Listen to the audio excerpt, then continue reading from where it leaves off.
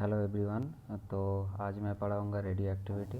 ये रहेगा पहला चैप्टर, इसके बाद में शायद एक और दो चैप्टर होगा।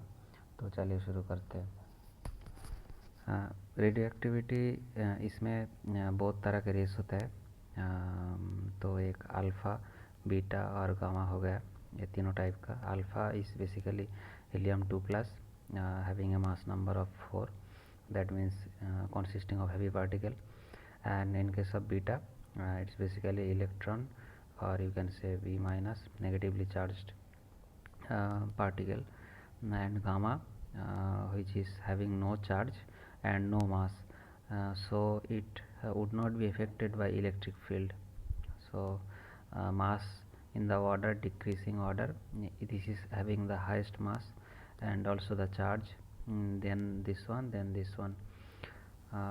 तो बीटा रेस जो है वो मोर डेविएटेड होगा in presence of electric field और magnetic field than the alpha rays due to the high E/M ratio. Mass is very low in case of the beta or the electron. That's why here E/M ratio is very less. Very high for the beta rays, charged by mass. So what is the K alpha capture? When nucleus जब inner shell से कोई electron take up कर लेता है, nucleus capture an electron from the K shell being nearest to the nucleus. So that means this K shell is the nearest with respect to the nucleus. Vacancy created will be filled up by the higher shell. So nucleus हो गया, एक inner shell outer shell होगा, यहाँ से electron capture कर लिया, यहाँ पे जो वैकेंसी होगा वो आउटर मोस्ट शेल से यहाँ पर आके फील्ड हो जाएगा। इसको हम के अल्फ़ा के इलेक्ट्रॉन कैप्चर बोलते हैं। एटॉमिक नंबर इसमें क्या होगा, डिक्रीज करेगा बाय 1 यूनिट, क्योंकि प्रोटॉन का चार्ज होता है पॉजिटिव। अगर इलेक्ट्रॉन कैप्चर कर लिया मतलब ये तो नेगेटिव है, तो एटॉम मतलब एक न्यूट्रलाइज हो जाएगा। So atomic number will be decrease by 1। एक एग्जाम्पल जो है एक्स, इसका एटॉमिक नंबर 2 और मास नंबर ए हो गया। इलेक्ट्रॉन कैप्चर करने के बाद Z-1 हो गया, एटॉमिक नंबर 1 डिक्रीज कर गया। Now what is neutrino and anti neutrino? Beta particle emission accompanied by emission of chargeless massless particle called as anti-neutrino. मतलब जब इलेक्ट्रॉन कैप्चर होता है और बीटा कैप्चर होता है तब इसका बीटा जब एमिशन होता है तो इसके साथ साथ एक पार्टिकल भी एमिट होता है, इसको हम बोलते हैं एंटी-न्यूट्रिनो। कार्बन 614 से जब नाइट्रोजन 714 बनता है तब एक इलेक्ट्रॉन एमिट होता है, उसके साथ साथ एंटी न्यूक्लियो बाहर आता है, जो है क्या, चार्जलेस और मासलेस।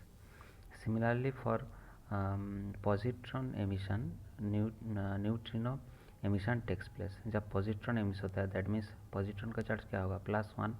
जब +1 एमिट होता है तो इसका जो एटॉमिक नंबर होता है एक डिक्रीज हो जाता है, तो ऑक्सीजन 8 से नाइट्रोजन 7 हो गया है, और उसके साथ साथ एक न्यूट्रिनो भी बाहर आएगा। Now rate of radioactive disintegration series, this is one of the most crucial part which is very important for your upcoming CSR exam और गेट नेट एग्ज़ाम। यहाँ से तो क्वेश्चन आता ही आता है रेडियो एक्टिविटी पार्ट से। तो अगर ए से बी हो रहा है कोई radio active nuclei, initial state में अगर N0 है, इसका नंबर ऑफ एटम्स और number of radio active nuclei जो भी आप कह सकते हो, तो आफ्टर टाइम t अगर n होगा तो इसको हम कैसे डिफाइन करेंगे, rate of disintegration at time t is given by -dN/dt which is proportional to the number of nuclei present at that particular time. -dN/dt equal to k into n, where k is the proportionality constant or decay constant we can say. Now इसको हम अगर ln function मिले तो kt equal to ln N0/n हो गया, जिसको हम further log scale में भी लिख सकते हैं, और इसको इंटीग्रेट करने के बाद हम लोग मिलेगा n equal to N0 e⁻ which is also an important equation. keep this in mind or you can note it down. और हाफ लाइफ किसको बोलते हैं, जितना टाइम लगता है, time is time in which half of the original nuclei disintegrated, उसको हम half life कहते हैं। ए क्या है, independent of amount of radioactive substance present initially, मतलब इनिशियली जो N0 है ये कितना है इसके ऊपर डिपेंड नहीं करेगा, rather disintegration nature of that particular atom उसके ऊपर डिपेंड करेगा, ना कि नंबर के ऊपर। तो K equal to half life कैसे, T equal to T half, और एक हाफ आएगा T equal to T half जब N equal to N0/2, that means जो बाँचा हुआ एटम है वो exactly equal with the initial atom उसके हाफ। तो K equal to 2.303/T half, पहले क्या था, पहले आपका T था, अब T हाफ हो गया, यहाँ पे T था और यहाँ पे T हाफ हो गया, तो लॉग स्केल में 2.303 आएगा, वो निकल के ये वैल्यू देगा। तो T half equal to 0.693/K, this is the equation. और मल्टीपल हाफ लाइफ भी कंसिडर कर सकते हैं हम। तो पहला हाफ लाइफ में N0/2 होता है, N0 into half to the power 1, एक सिंगल हाफ लाइफ हो गया।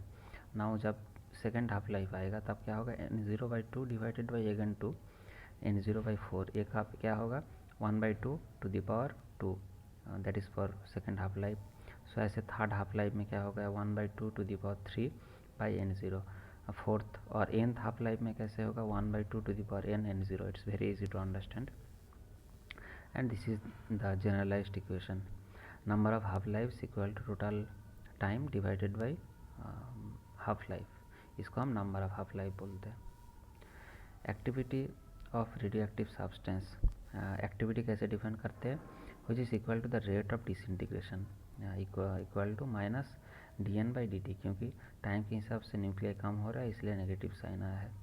तो minus of dN/dt equal to Kn, where K is the proportionality constant and is the number of active nuclei at that particular point और particular time.